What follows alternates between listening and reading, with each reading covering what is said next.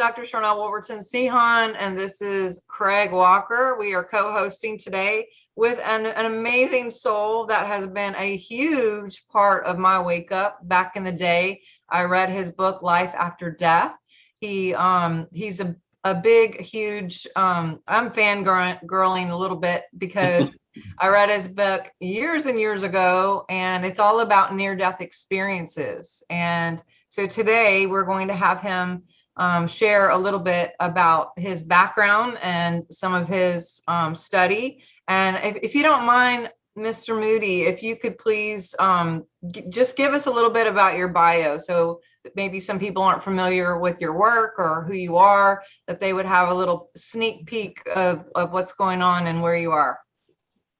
Well, my life has been mostly following my curiosity. I was a philosophy major at the University of Virginia and became captivated by ancient Greek philosophy. And in reading Plato, my first few days at the University of Virginia at age 18, I saw the whole thing, the Republic is structured in this, just like this, the whole thing just sort of focuses in and the end on this very dramatic story of a warrior who was believed dead on the battlefield, but revived during his funeral, and told his colleagues of going into another world and going through a passageway and seeing his life in review and all these things.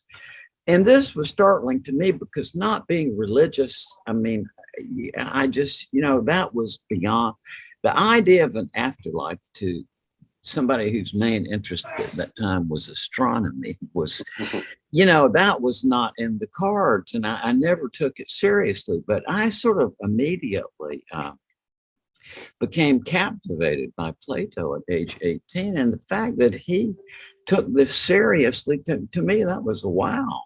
So I asked my professor, what's this all about? And he said that early Greek philosophers studied these cases of people who were apparently dead but revived.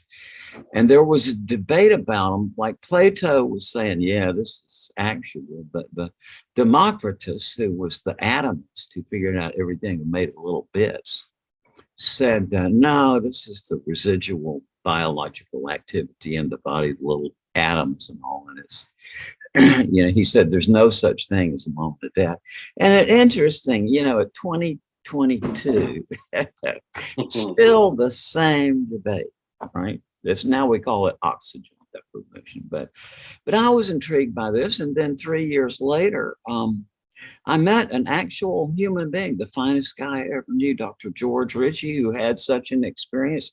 He was a professor of psychiatry at UVA at the time, and well known to the students because of his fascinating story and his kindness to everybody. So I went on, got a PhD in philosophy,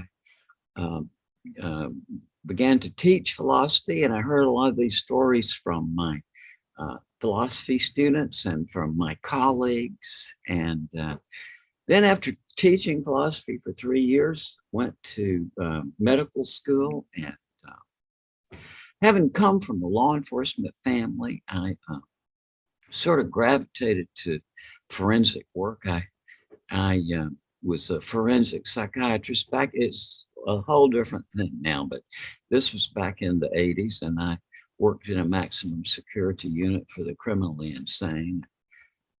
Well, dealt with these people you read about in the National Enquirer, who are actually even weirder in reality than they are in the movies. But it was a fascinating experience. But throughout this, I've continued to be fascinated by these near-death experiences. And, it's like, I think one thing is kind of,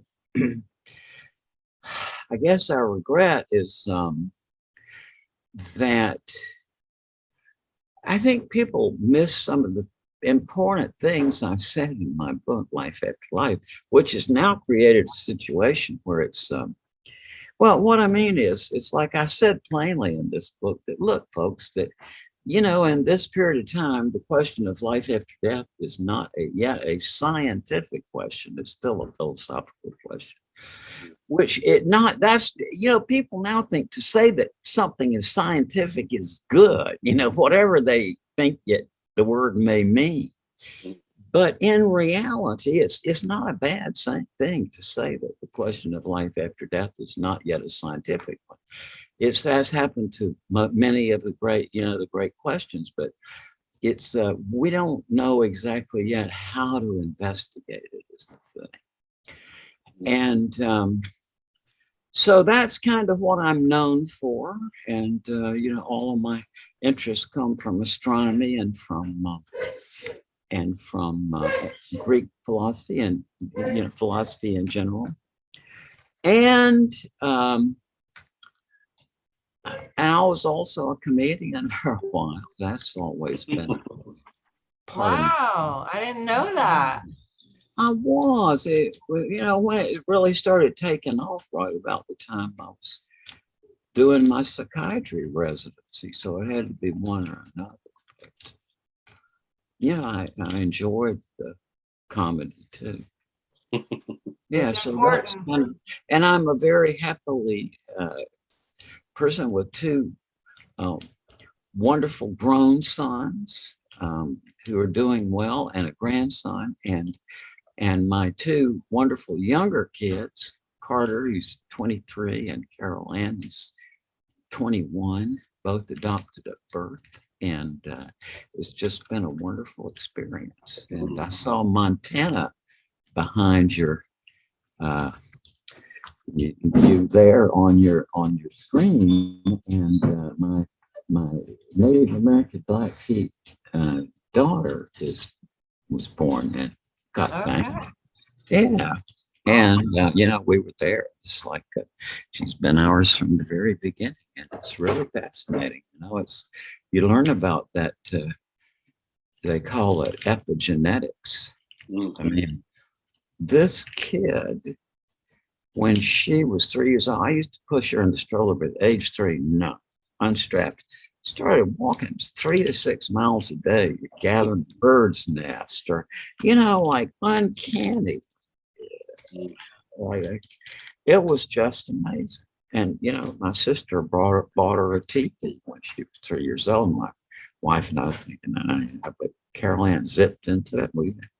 She kind of moved into the teepee, but she's just delightful. Yeah. So Montana, that's a good feeling place for me. Montana is my birth state, my home state. And so, yeah. And Craig is actually in the UK. I'm in the north of England, so a few thousand miles between us. Yeah, I saw the logos there seem distinctly British. So yes. Oh yeah, behind me, yeah. The England football team, yeah. So Craig, in all of the hustle and bustle of the tech stuff, I apologize. I didn't get you to say any beginning words or whatever. So please feel free to jump in and then ask a question. Yeah, well, Raymond, I mean, I've been looking at some of your stuff, and obviously your story is just absolutely amazing. I mean, particularly in an era that is so fearful of death. I mean, the past several years has been all about the fear of death, really, and the threats of it. And your story is one that just kind of gets to the very root of it. Is in that it's not an end; it's a transition, if it happens at all. And you obviously had this experience. So why don't you take us into that a little bit? So what happened with you? Well, I am very proud and delighted and honored that my family insulated me from religion and the deep south. I mean, my dad was, a professional military officer who was a surgeon and who served in the Pacific Theater in World War II. Well, I mean, he went away to war on the day that I was born. And so anyway, I mean, I didn't understand this as a child. I mean, the way it appeared to me was that he was always kind of sarcastic about religion. And, but then later I put it together, well, he must have been soured on that by what he saw. But the way, and then later, I guess during his midlife crisis, he had a brief flirtation. They hauled me to a Presbyterian church for three times. And my dad realized, no, this is not for Raymond. And then I don't know if he continued after that or not, but basically, when you don't have some sort of psychological template for the idea of an afterlife, what are they talking about? Isn't it a self-contradiction to say that there's life after death? It is.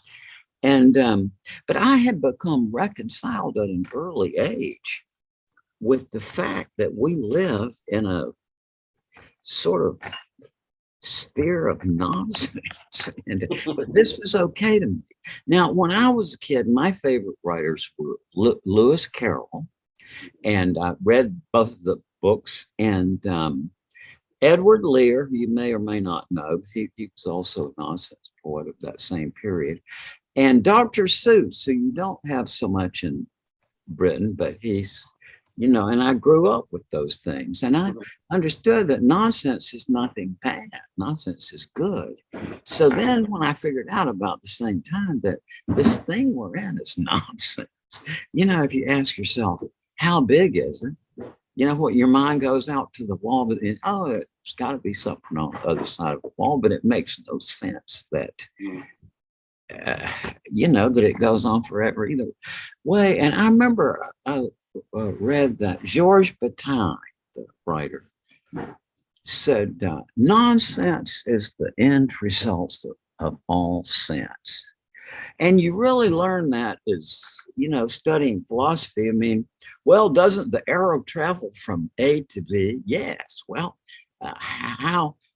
Well, then in order to travel to from A to B, doesn't it have to get halfway there first? Well, yeah.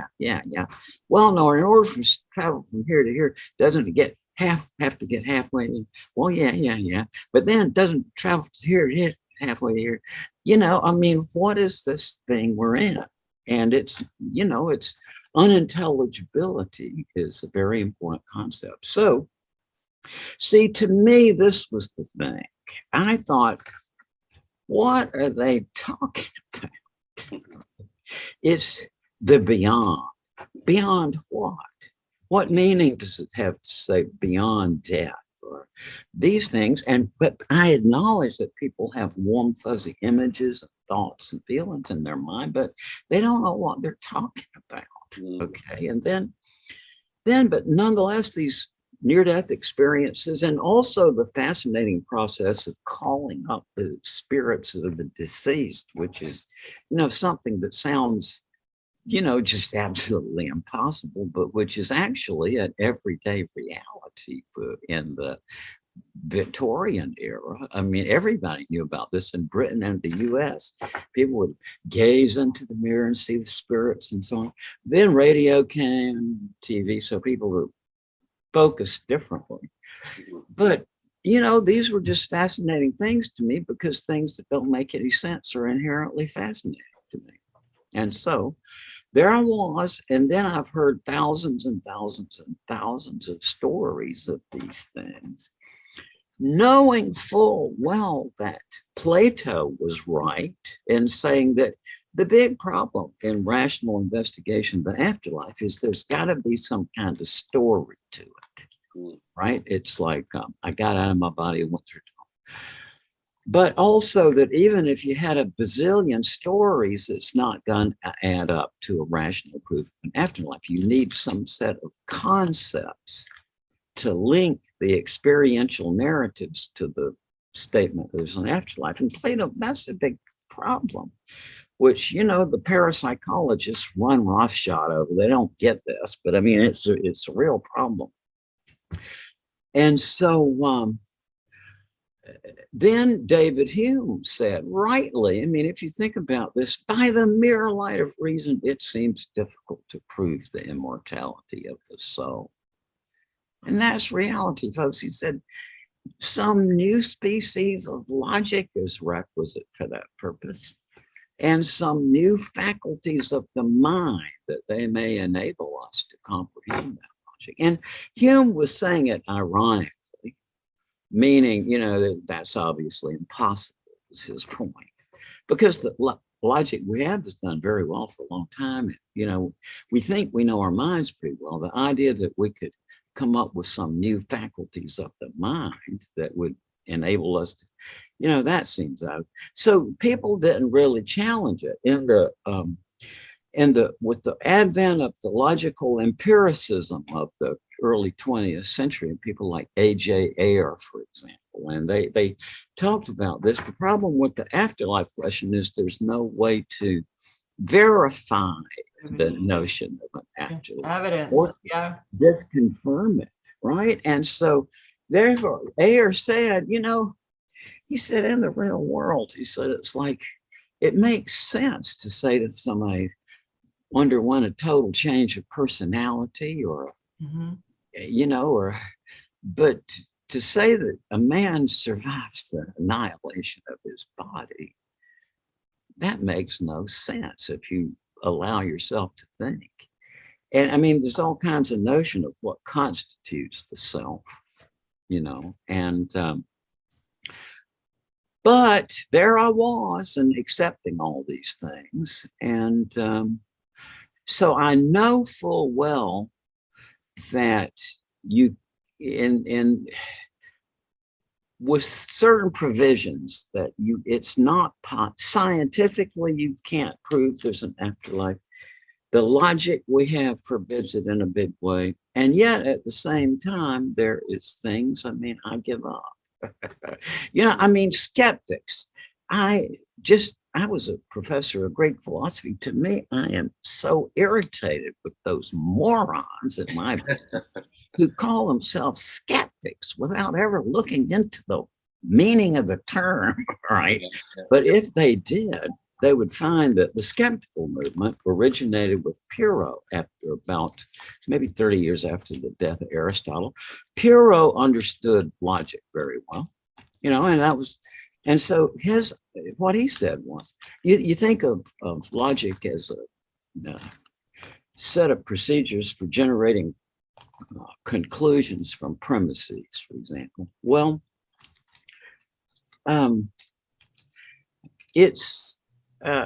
he said, yeah, this is a good system, but just a minute here. Let's suppose that what we did was that we followed the logical procedure. We ask every question and really bore down on our thoughts. But then our technique is to avoid drawing a conclusion. That is plainly what it means. In the earliest skeptical writing surviving, like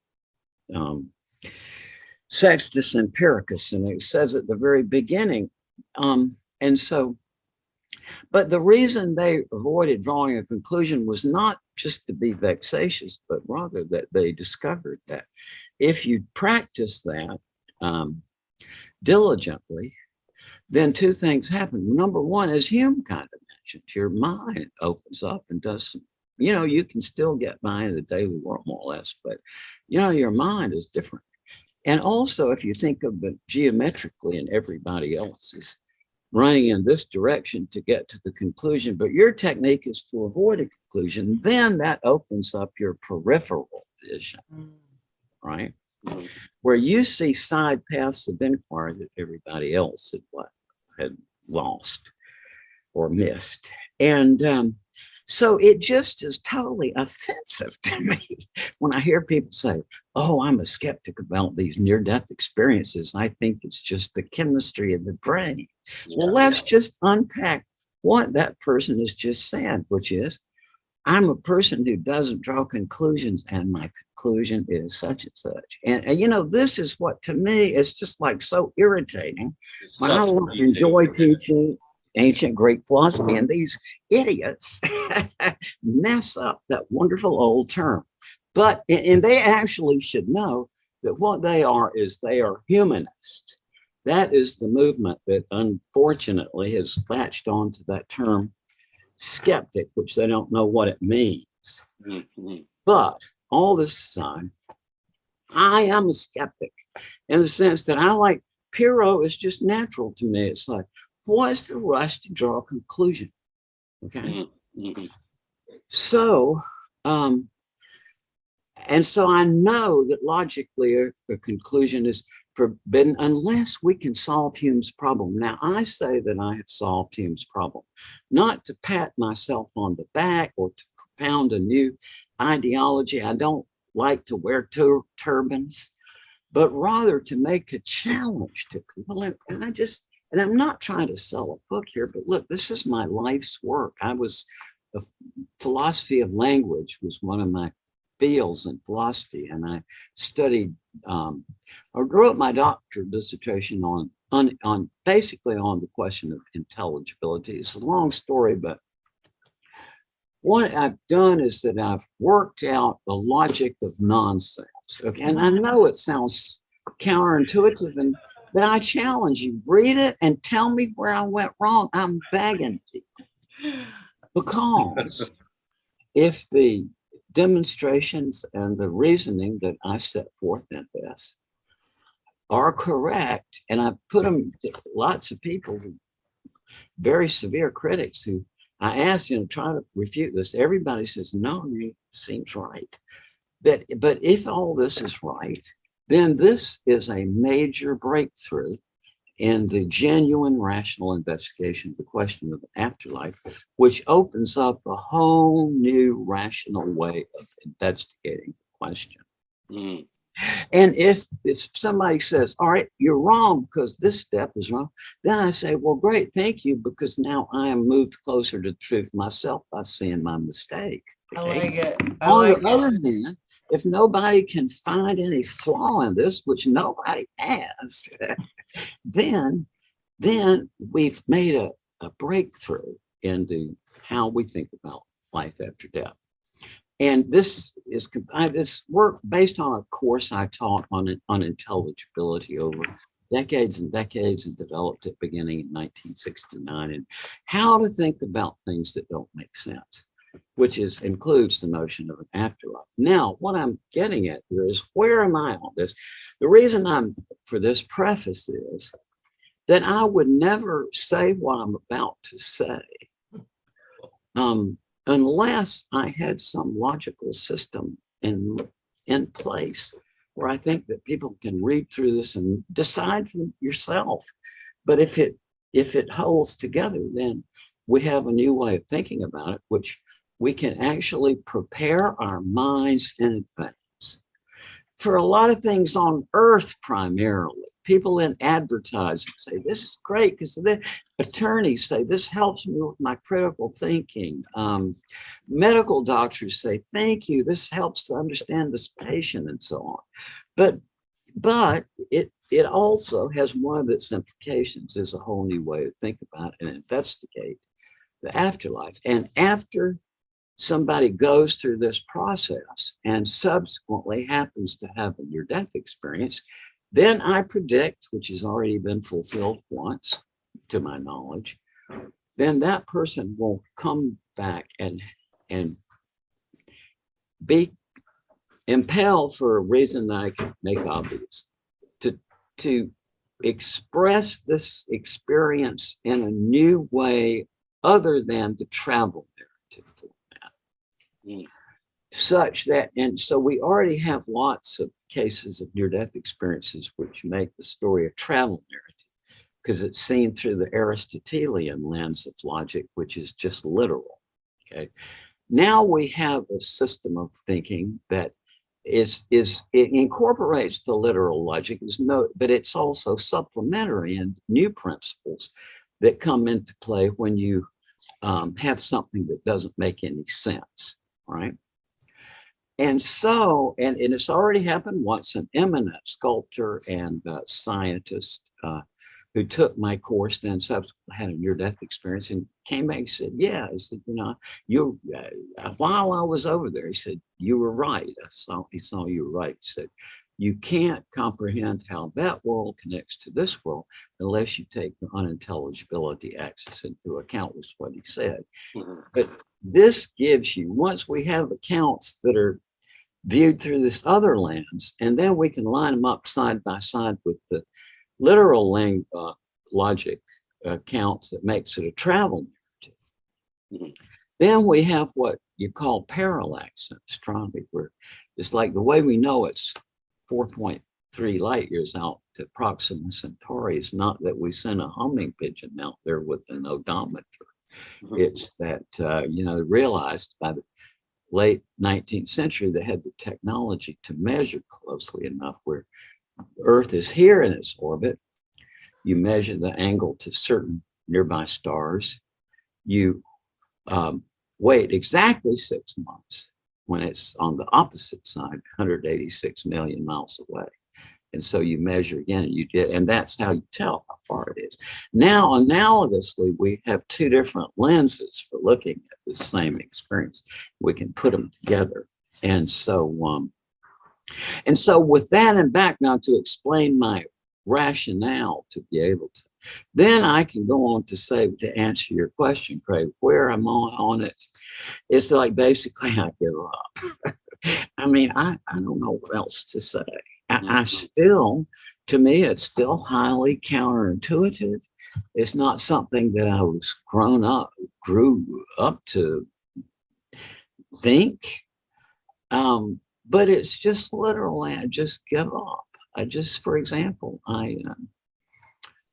maybe an account you've heard is that of this. I heard about this and it was so sensational. I've talked about it, and these folks have appeared on various programs. But Jeff Olson is a advertising guy who's like he's actually a fine arts person, but he owns an advertising agency, and very nice guy. And then another Jeff is Jeff Gordriskal, who's an emergency room doctor who's been in that field for a long time. And basically, Jeff Olson was in a horrific car crash where his leg was smushed off. His wife was killed instantly. One of his children, and then the other lived. But then Jeff had a near-death experience in the hospital, and so there at that night was Jeff O'Driscoll, the ER doctor, who said to me that he already heard from the nurse that something really odd was going on in this room where Jeff Olson was being resuscitated. But Jeff O'Driscoll said, well, I went in there and I saw Jeff Olson's wife, who he had never met before, he said, but he said she was familiar. I mean, it's like, and she was kind of hovering over Jeff Olson, saying, he's got to go. I mean, I've got to go and he can't come. And, in a very sad way.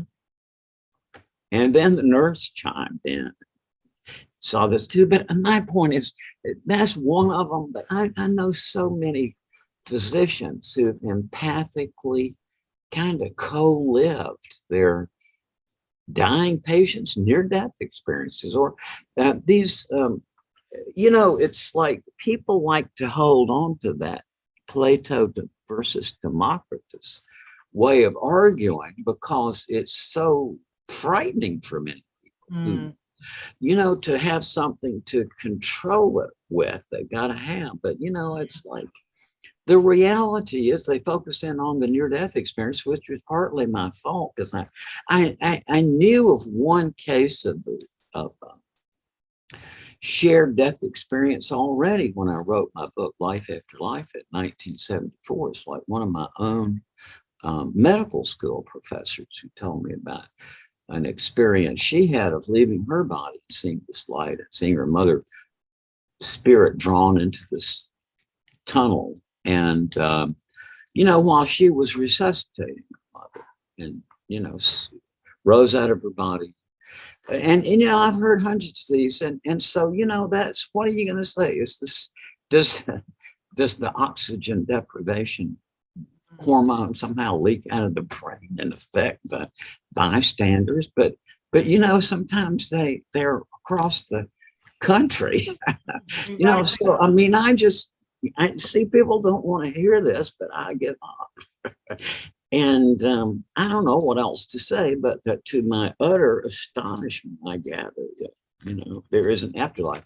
And at the same time, I would not, you know, in the moment have a thought of trying to convince anybody else of that.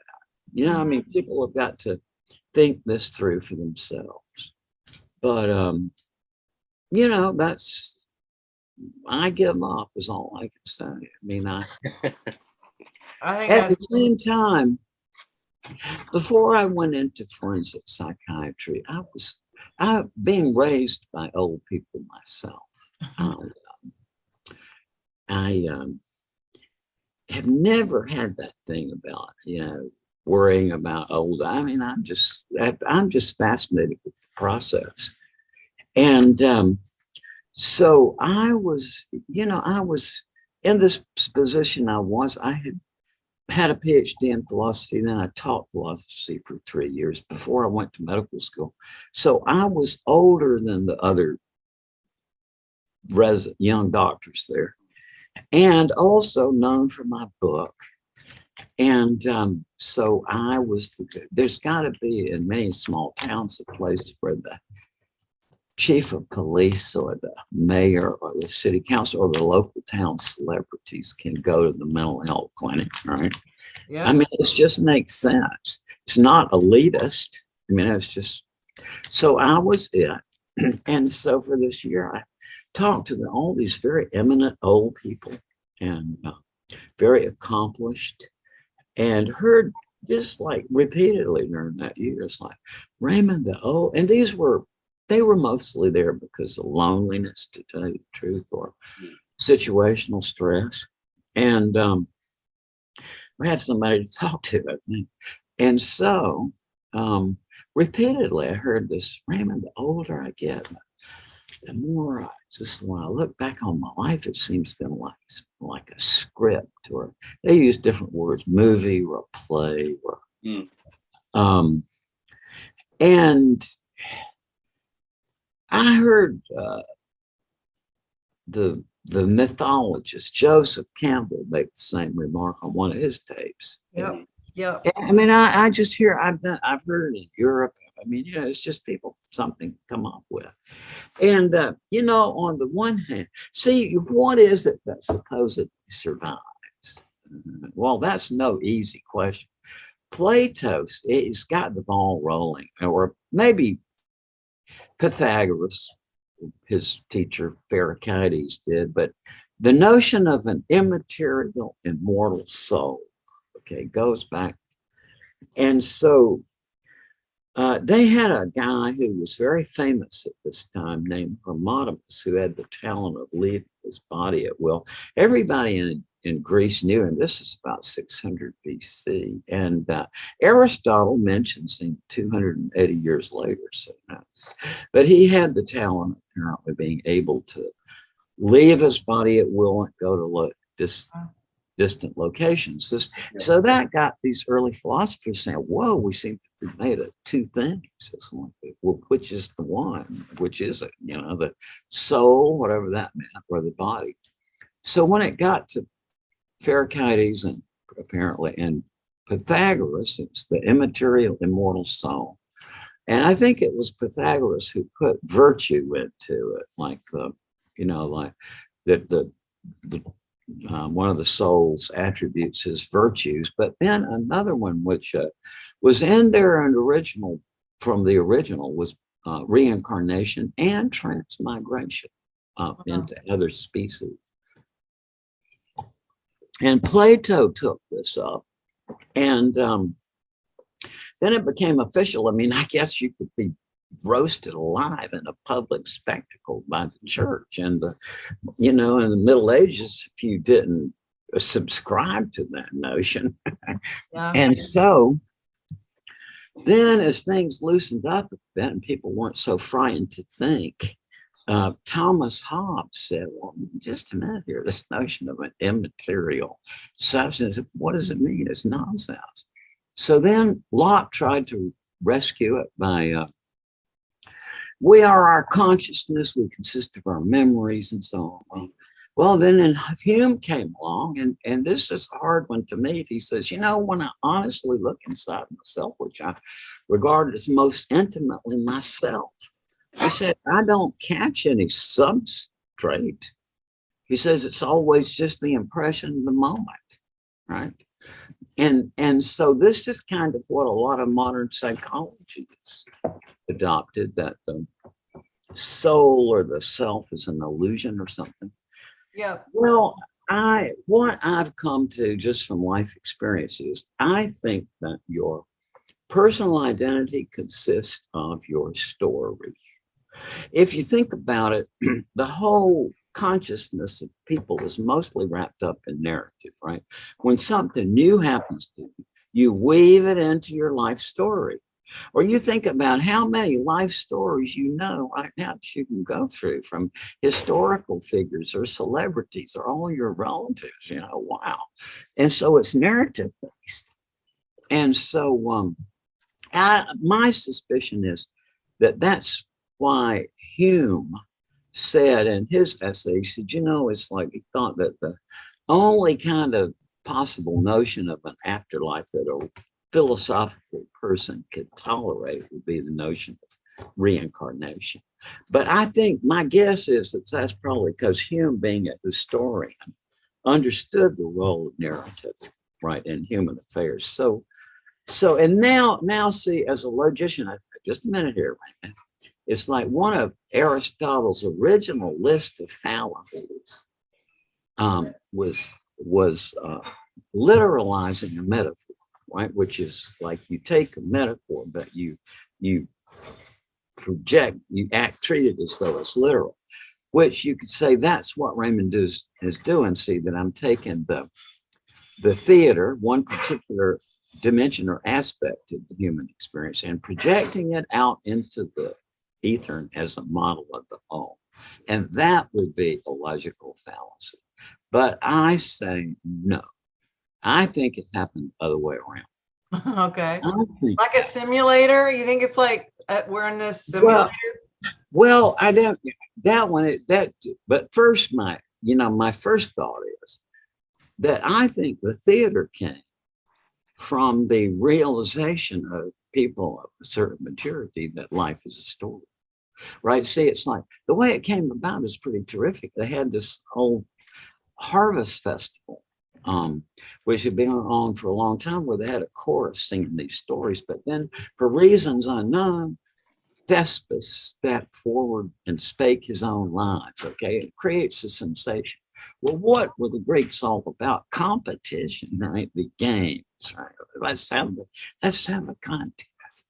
Yeah. So, you know, the first winner, Aeschylus, then Sophocles, then Euripides.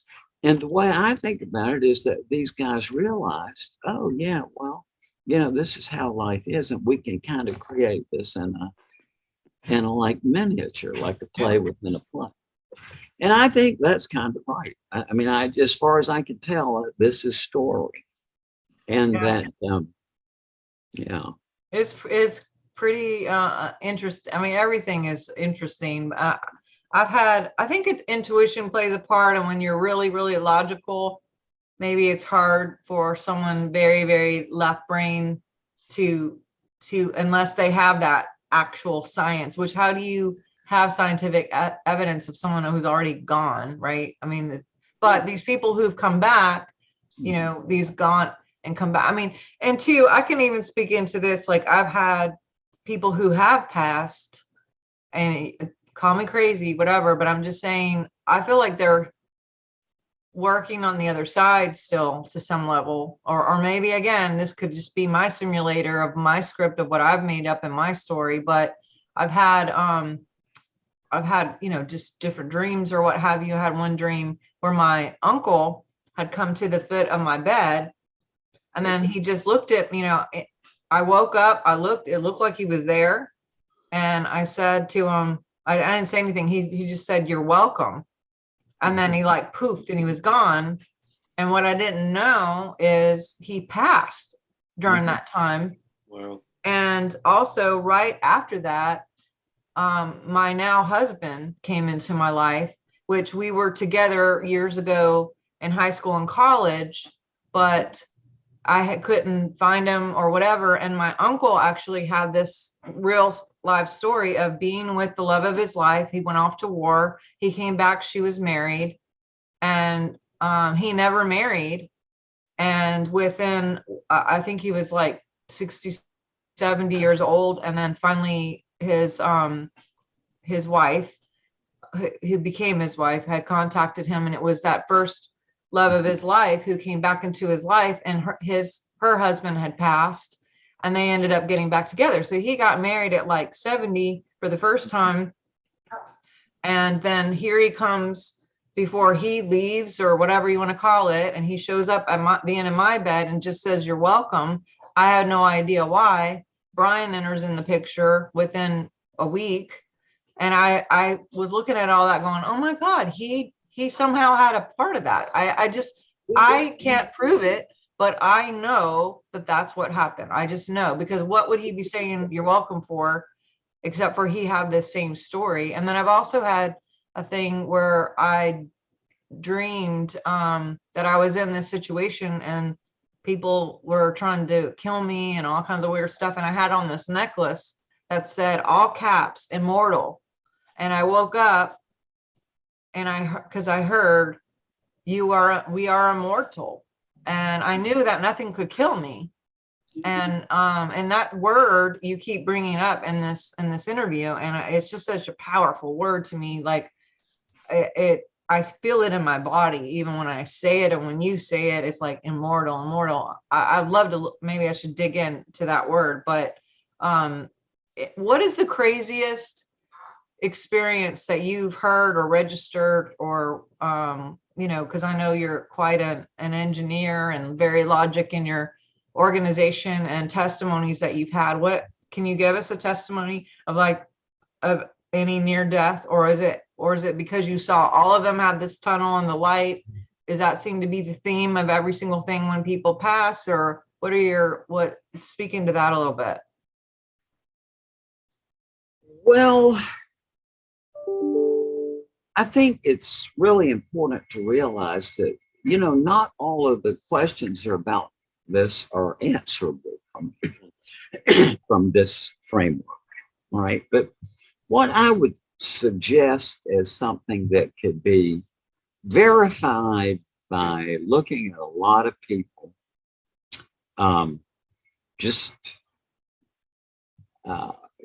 who are, as they age. And it's been my observation for decades that as we grow older, experiences of seeming to step over into some other dimension increasingly become the norm. Mm. And that when you look at it, you see, for example, my wife, she's very brilliant, okay, just beyond brilliant. And she's also great for me, not intellectual. Like she was into art, art school, stuff like this. She was a broadcaster. And Cheryl is like a grounded person. She comes from a Virginia farm family, okay? And so I remember her just a couple of years ago, just kind of looking off into the ether. And she's now 65. This was maybe 63. And she said, "I see dead people." Wow. And Cheryl is sane. I mean, just hyper sane. And and I hear this, I mean, just from people all the time. And I was going through the same thing about the same time. It's like I would just see people who didn't seem to be aware that they were dead, shuffling about. And it's like if you get a room of articulate, well-educated, thoughtful people together who are willing to share their, I just am sure that you get a startling numbers. Yeah, me too. I mean, it's just demonstrably people who, one study in Britain showed that 66% of widows, which were studied because they're the largest bereaved group, and 66% of widows reported lifelike apparitions of their husbands within a Wow. time after the death. But this study had already excluded subjects who had any kind of physical illness, even something like diabetes. Now that somebody could say, well, this, but no, it's like all these were people just judged completely healthy. And all, I mean, but that's the same is true of bereaved parents, bereaved it's bereaved husbands. It's just a dimension of life that has been with us forever, as I gather from the ancient writings and so on. And you know, to me, I've always realized when I was a kid that I would never know much of anything. I mean, I tell you, looking through a telescope at age 7 or 8, you know, I mean, but I'm content that I don't know very much, you know. But I have really spent my life trying to learn things. I mean, I'm just, you know, just not for any virtuous reason, but just because it's so much fun to learn. I think, you know, I don't know about any of you guys, but I feel like the more that you do learn, the more you realize you don't know. Exactly. It's that bizarre paradox. It's like, you know, when you learn something, you think, wow, that's amazing. And then it opens up 10 new doors of things that are just like, well, I realize I don't know these things now. It changes your perspective. And I think that's just the eternal knowledge of a pursuit of knowledge, you know. And I think, you know, what we're talking about, certainly when we're talking about skepticism, I mean, we're living in a very materially focused world.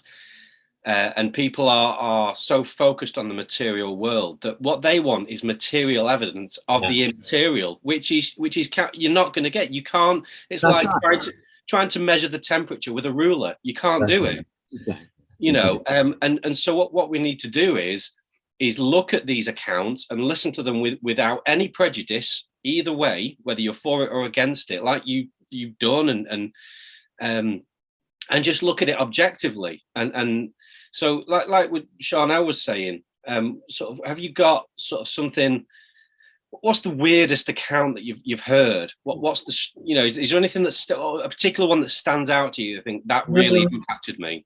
No, really, I'm a person who sees patterns. Yeah. Now, what strikes me is the patterns, and that it's kind of like what Wittgenstein described as a family resemblance. Like, what do a bunch of people have in common, right? It's like the Churchill face was the example he used, but like A through, you know, L or whatever, the different characteristics, but no one face may have all of those.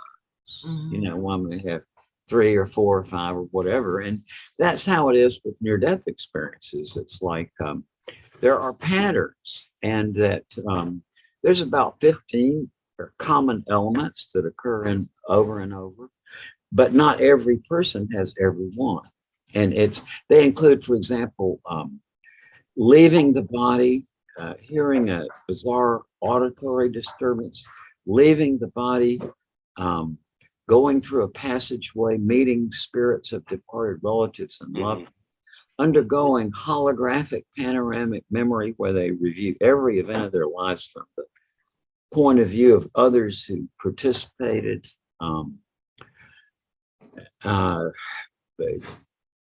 different patterns of how they got back, some spontaneously, they don't know how. Other people say, they told me you have to go back, you have things left to do. Others people, I got a choice, I can go back. And that, you know, all the ones I've known, you know, chose to come back, and that choice, and it's almost always because of, to have young kids left to raise or some other, it's always for somebody else. And so, and there are other things too, even beyond that. People say they see whole dimensions where it seems to be devoted to knowledge. Yeah, a lot of people in these life reviews, they say that this presence they're with. It's they say make Christ or God or an angel, or but a completely compassionate being who knows everything about him, sees all this. And people say that in scenes where they have been learning something, that it's like this being kind of focuses in, and the thought comes. They say it's not like you hear a voice, but it's a thought. That the thought is, Yeah. even when you come over here on a permanent basis, this will go on. And like as Dr. George Ritchie said to me, he said, it's the process of learning, he said, is something I gather that goes on for eternity. And that people see these institutes where people are just working on things and thinking about stuff. And then there's beyond that, even what people say is the civilization of light. Yeah. It's like, there's no way you can describe it. They say that it's a whole cities that don't seem to be constructed of anything but light. Wow. And that in them, the people are all just, everybody. Then even before that, people say that also it's like kind of sandwiched in, right? Kind of on top and in and amongst what we're in now. There seem to be these other people who don't quite get it, that they're dead and they're trying to repeat something. And it's like the Greeks had this, and the Oracle of the Dead scene in the Odyssey, book 11. Odysseus goes to the underworld and he sees these people like the Sisyphus rolling the stone up the hill, but then it comes back down. Or these people in these repetitive cycles. And there's a lot of people who haven't read Homer who, told that to me. But these are all the ones who have these parts are invariably almost the people who have these unbelievable cardiac arrests, like, 40 minutes. One dear friend of mine, that it totally changed the doctor's life. I mean, or in George Ritchie, even in 1943, was measurably without heartbeat for 9 minutes. They don't know how long he was in that state when the ward boy found him unresponsive in bed. But I mean, it doesn't. This Dr. Francie said, I've never seen, so practicing medicine for 50 years, I've never seen anything like this, Wow. And it's like like Craig was saying, if you acknowledge your own ignorance and then are okay with the fact that you're ignorant, as I am, acknowledge my ignorance willfully. But it's, the nice thing about it is you do learn things, and there's little bits, and Plato, I think, said that you can actually carry your knowledge over there with you. Wow. And that's a good thought. I've heard others say that, that even things you pick up here, it's, So do you think it's like a continuation of here, that when people pass and it's just like they just carry on, or I don't know. I don't know, but I do know that has a change in coordinate system. Time and space don't work anymore. Yeah. No. Yeah. Dr. Eben Alexander, the neurosurgeon, you guys might know, said he said it's like the coordinate system is love and knowledge. Wow. That's cool. I love that. Coordinate system is love and knowledge. Who said that? Dr. Eben Alexander. He's a Harvard professor of neurosurgery. It's Eben, Eben, Alexander. Eben Alexander. Okay. And he had a near-death experience. And this Awesome. is one of the things he said. So basically, time and space is replaced with love and knowledge. That's amazing. I love that. That is awesome. Well, we are actually coming up at the top of the hour here. And I mean, this is like freaking fascinating. I mean, this is a deep topic. Yeah, I mean, we could do volumes and volumes of this conversation, but for the sake of time, Dr. Moody, if you could hold up your books and just give any final words and how people can find you and order your books, and anyone who's on this track, I would just really encourage you to check these things out. Well, thank you. I have several books.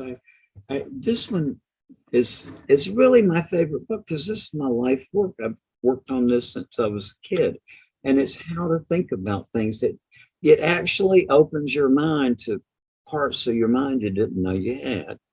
And this one is a recent one too that I really like. It's called God is Bigger Than the Bible. Yay!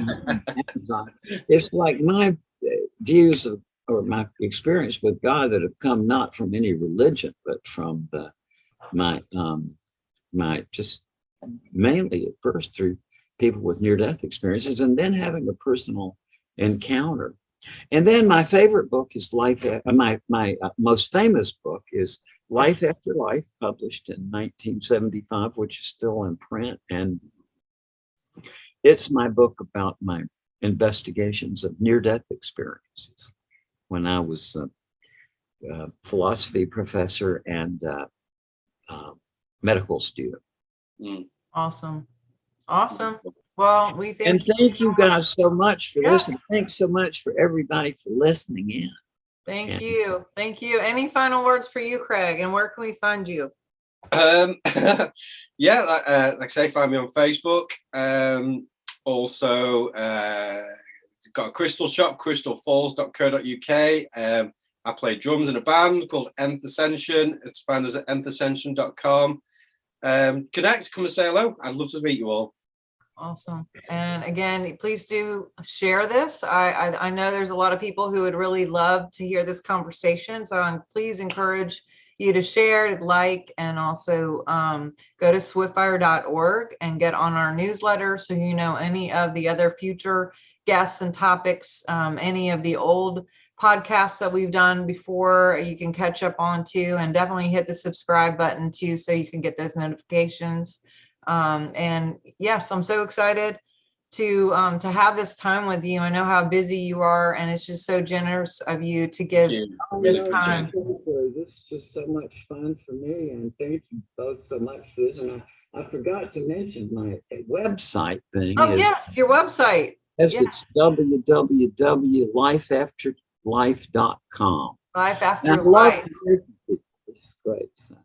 Yeah. Awesome. Yes, lifeafterlife.com. You guys go there, and there's a lot of really good information there, a lot of great resources, as well as if you go on YouTube, there's a ton of videos and what have you too, where you can get lots more research in this topic. So love you guys so much. Thank you again, everybody, for being with us, and we'll look forward to next time.